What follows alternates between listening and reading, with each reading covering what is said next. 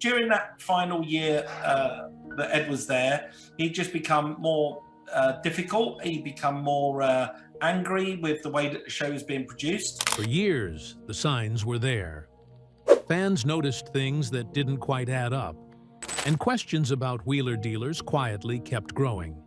Then, in 2017, a man who had spent 13 years at the heart of the show finally spoke out, and suddenly, those whispers became impossible to ignore. Yes, Ed turned out to not be gracious. He did some very bad things, and then when he did some very bad things...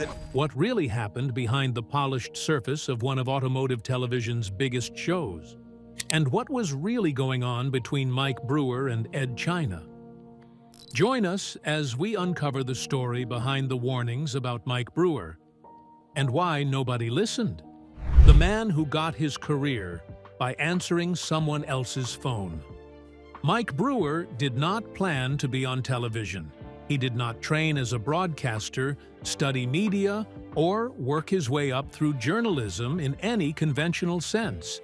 He got his television career by accident, specifically by picking up a friend's ringing phone and having the right kind of personality for the conversation that followed.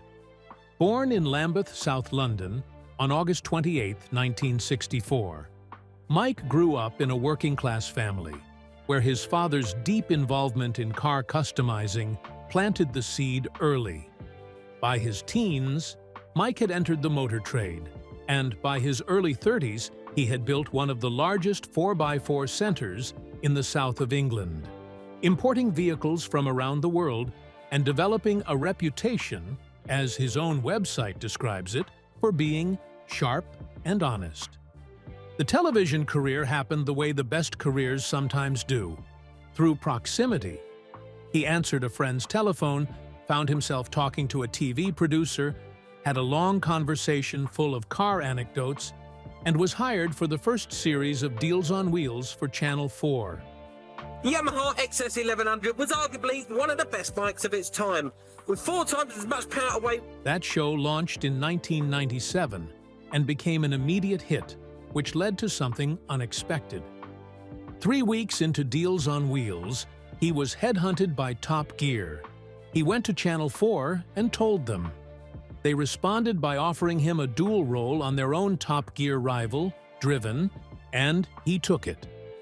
Driven was the show that placed Mike Brewer alongside 2 other motoring journalists, Jason Barlow and an unknown presenter named James May, who was fired after his first year because the channel did not like him. Mike has told this story with particular delight in multiple interviews. A future Grand Tour host got dismissed from Driven while Mike Brewer stayed. Television is full of those kinds of reversals. By 2002, Driven was over. The BBC had reinvented Top Gear under Jeremy Clarkson, and Mike's Channel 4 contract had expired. Several offers arrived. He chose Discovery Channel and Wheeler Dealers. And in October 2003, the show that would define his career began with a tall, enthusiastic engineer named Ed China standing beside him in a workshop, holding a spanner. What most people never knew at the time was that the show being built around them was making decisions about its format that would not fully reveal their consequences for another 14 years. 13 years of chemistry and the decision that ended it. Wheeler Dealers was not complicated. That was the entire point. Mike finds a cheap, unloved classic car. Ed fixes it, and then Mike sells it for more than they paid. The show ran on the tension between Mike's commercial instinct, always pushing for speed and watching the budget, and Ed's technical obsession, which often meant spending more time and money on a repair than the profit margin could strictly justify. That tension was real, and the audience could feel it.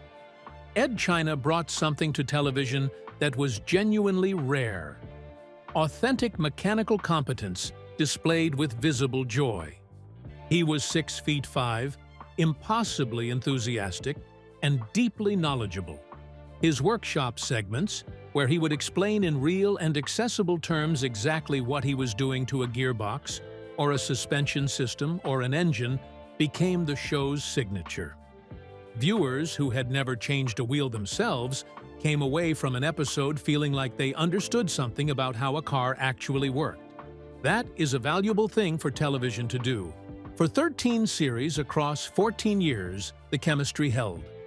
The show moved locations, from various UK workshops to Southern California, opening a new bay at Huntington Beach Body Works in Season 12, as the show expanded its international ambitions. The show was so successful that Wheeler Dealers grew to reach a global audience of around 200 million viewers across its run. And then the production company changed. When Velocity took over the production of Wheeler Dealers from the original company Attaboy TV, priorities shifted. The workshop segments, Ed's domain, the part of the show that the audience had consistently identified as its most valuable element, were marked for reduction.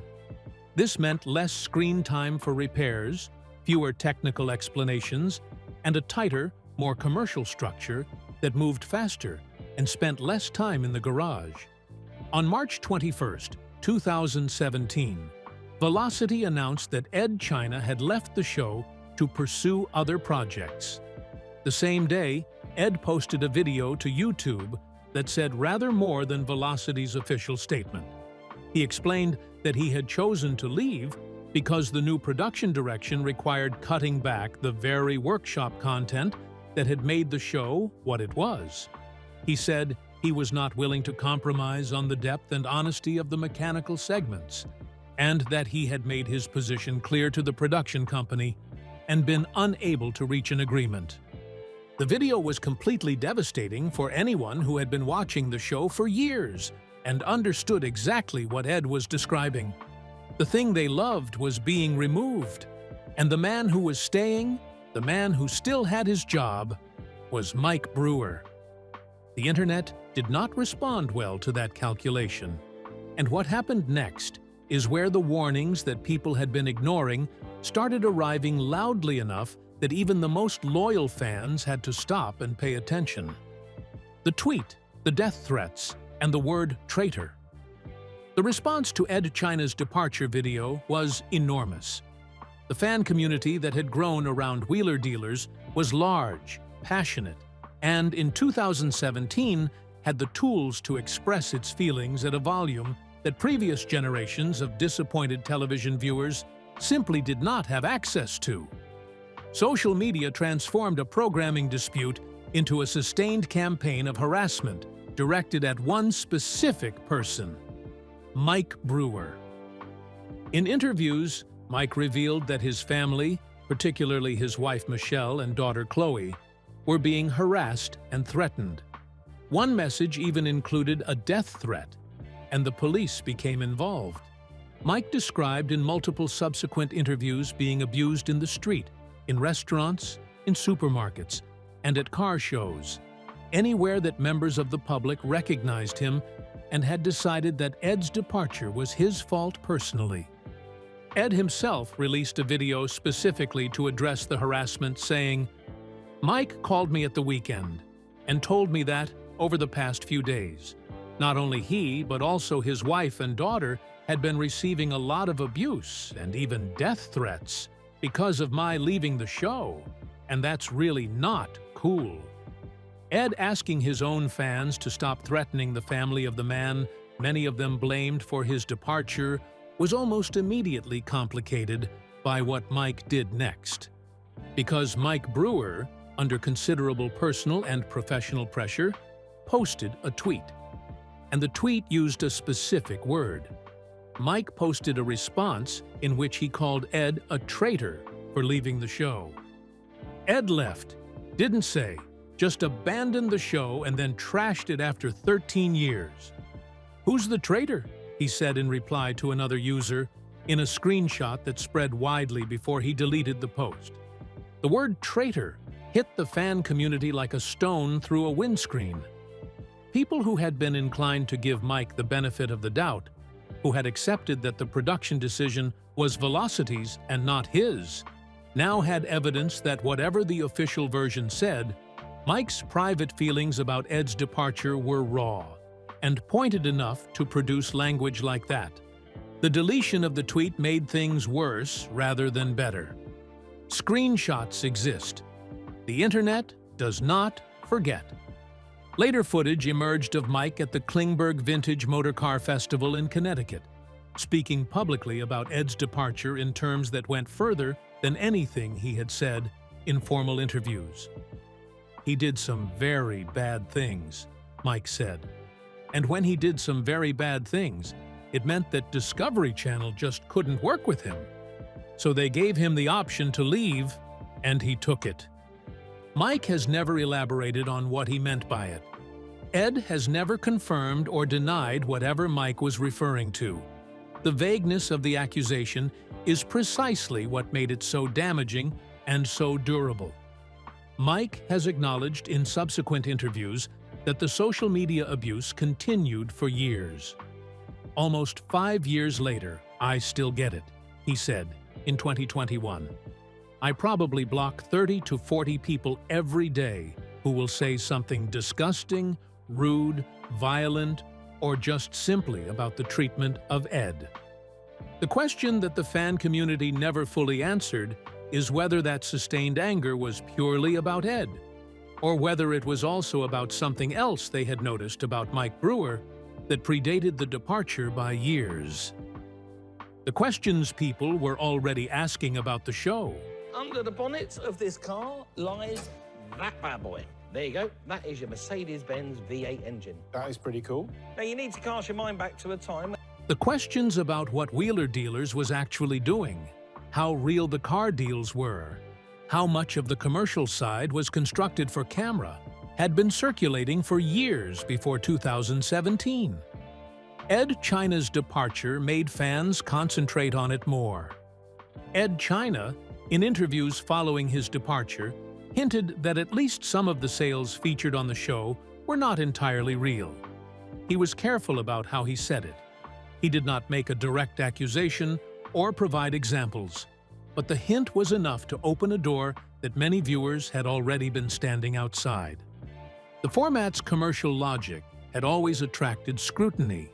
Wheeler Dealers presented itself as a genuine trading exercise, but a show with a television production budget, an established workshop, access to specialist parts suppliers, and a network of contacts built over a decade of filming is operating in a fundamentally different commercial reality from a private individual attempting the same exercise.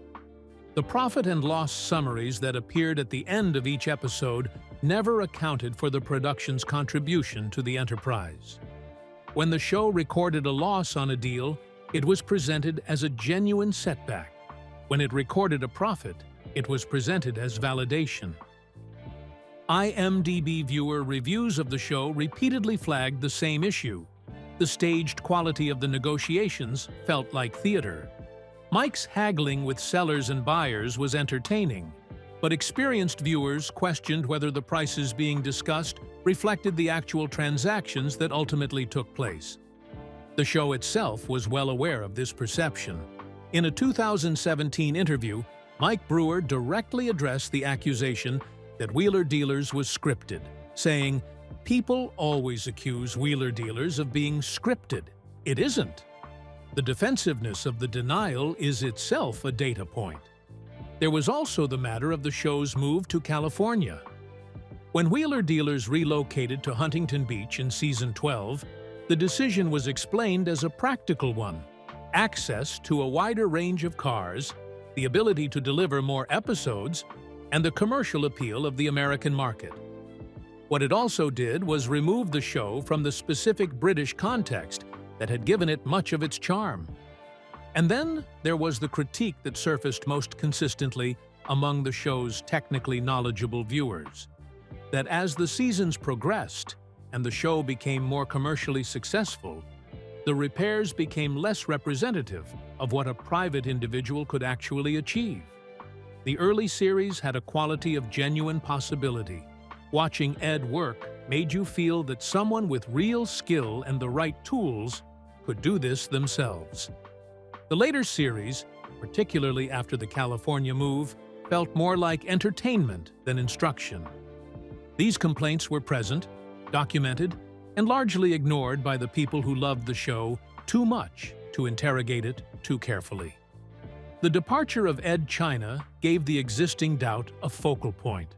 What very few people knew at the time, and what Mike has only discussed openly in recent years, is how close the whole enterprise came to collapsing entirely in those first raw months after Ed left. The replacements. Replacing Ed China was always going to be one of the hardest jobs in automotive television. The man had been on the show for 13 years. He was as identified with Wheeler Dealers as any single element of its format. Finding someone who could occupy that space, without simply being a slightly inferior imitation of Ed, required enormous care, enormous luck, or both. Ant Anstead joined for season 14. He was a skilled mechanic, a former armed police officer who had transitioned into car restoration and television with his own show For the Love of Cars. He was likable, skilled, and committed. Unfortunately, he was not Ed. This is not a criticism of Ant. Nobody was Ed. The audience made it clear from the beginning that their tolerance for any replacement mechanic was going to be conditional on that replacement being extraordinary, and Ant was merely very good.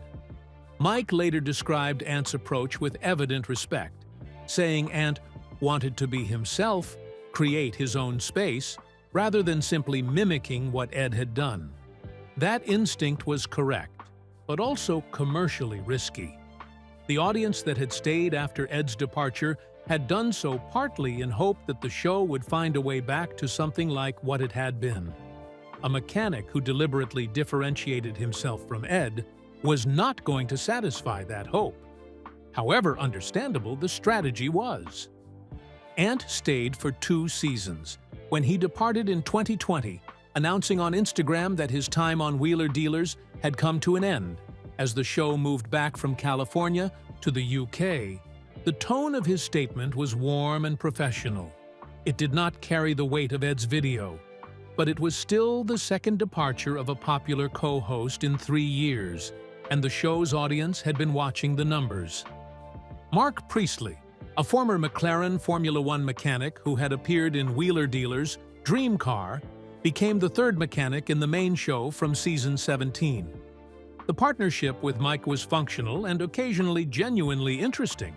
An ex-F1 mechanic who brought a specific knowledge that neither Ed nor Ant possessed. But the show had by this point become something that occupied a smaller cultural space than it once had. Wheeler Dealers ran for 18 series before its final episode aired on December 25, 2023, a Christmas Day broadcast that served as both a seasonal special and a farewell. The show had been running for 20 years. Mike Brewer had presented every single episode. He had watched the show outlast 3 mechanics, 2 production companies, and a sustained period of fan hostility that would have driven most presenters off the screen permanently. What he finally started admitting in the years after Ed's departure, in a Car Throttle interview, in a Car Dealer magazine piece, in various podcast conversations, was more open than anything he had offered during the peak of the controversy. He acknowledged that the production changes that drove Ed away were real. He acknowledged that the workshop content had been a target for reduction. He also acknowledged that he had chosen to stay when Ed left, not because he thought the changes were right, but because staying was a choice he needed to make for himself and his livelihood. "People wanted me to leave and just be unemployed and no car show," he said. That is not a man defending the production decisions. It is a man explaining a personal calculation, honestly and without apology. The one thing he never fully walked back was some very bad things. The phrase that implied Ed's departure was forced rather than chosen, that it was not purely a principled stand, but contained something more complicated, remains in the record. From the end of Wheeler Dealers to what Mike Brewer is doing now and what the full arc of his career reveals about the difference between a warning and an explanation. Moving on to Ed China. What is he doing now, and has he quit the automotive world altogether? The swift decisions. When Ed China walked away from Wheeler Dealers in 2017, many fans wondered whether they had seen the last of him on television. After all, for years, viewers had watched him squeeze into cramped workshops, take apart complicated machines, and somehow turn seemingly impossible repairs into running vehicles. But leaving the show did not mean leaving the world of engineering. Instead, Ed built something of his own. Today, he is based around his own workshop in Buckinghamshire, where he continues working on unusual vehicles and mechanical projects for his Workshop Diaries series.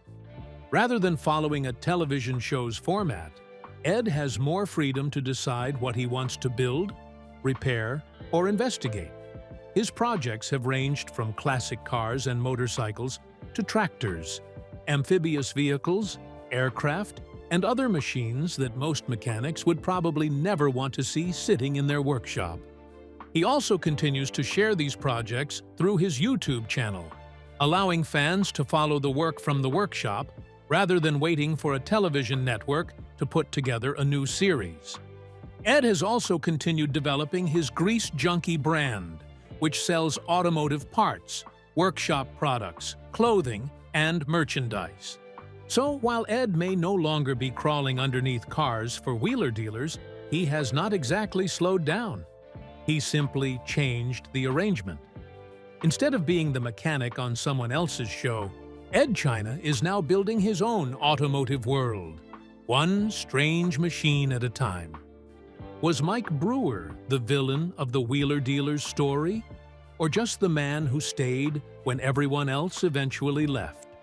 And if Ed China and Mike Brewer sat down tomorrow for one final episode, would you watch it? Share your thoughts in the comments below.